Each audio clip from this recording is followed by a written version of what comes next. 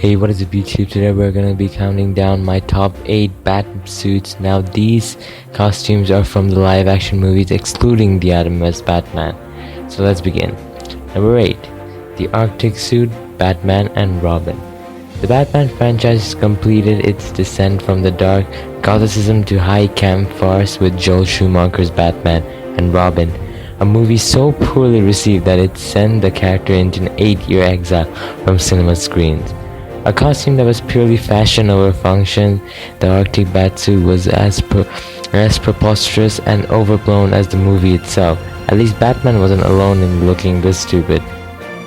Number 7. Batman and Robin. Rumors circulated that George Clooney urinated in his suit on more than one occasion due to the time-consuming nature of applying and removing Batman and Robin's version of the Batsuit, which is really understandable.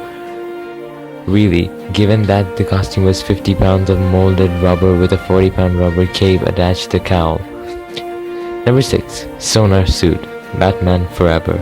In Batman Forever, the Riddler infiltrates the Batcave and destroys most of Bruce Wayne's gadgetry, leading the Cape Crusader to finish out the movie clad in a prototype sonar suit.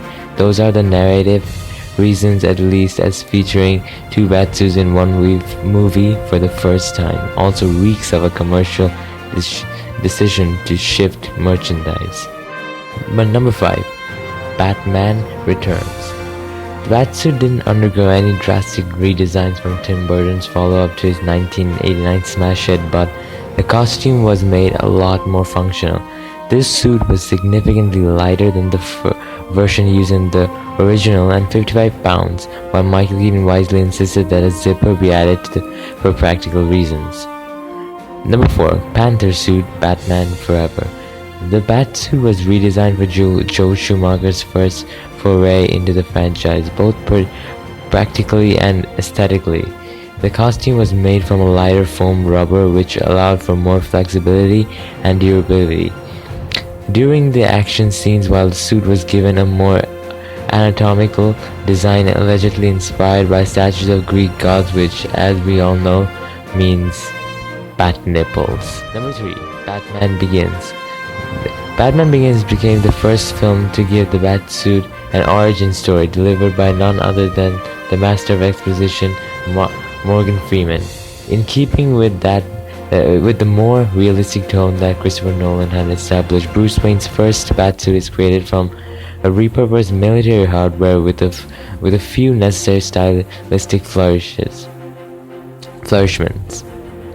Number 2. Batman. When Tim Burton took on the job of bringing a darker, more serious Batman adaptation to the big screen, the young director wisely decided that the easiest way to do that was to stay as far away from the underpants and spandex combinations that blighted previous incarnation. What we got was Michael Keaton in a costume fit for a Dark Knight. And finally, number 1. The Dark Knight and the Dark Knight Rises. Christian Bale became the first big screen Batman since Adam West 42 years prior to be able to turn his head while wearing the Batsuit. A more streamlined, realistic and grounded design than anything that had come before, yet one that isn't without its detractors. Christopher Nolan's second iteration of the Batsuit became the most practical design yet. So what do you think about my list? Which one is your favorite? Tell me in the comment section down below. Subscribe and check out my previous videos right now.